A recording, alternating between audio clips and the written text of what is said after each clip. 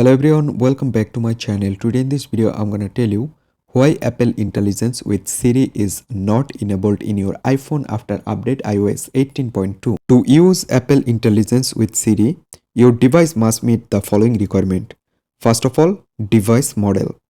iPhone 16 models and iPhone 15 Pro and iPhone 15 Pro Max only support Apple Intelligence and Siri. And then your device language and your Siri language should be matched together. So the final and main factor is regions.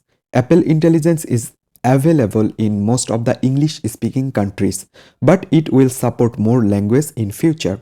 So if your device region is not from English speaking country or your Apple ID is not from English speaking countries, then your device is not support or not enabled Apple Intelligence, I hope, but or it will be work in future. So thank you everyone for watching this.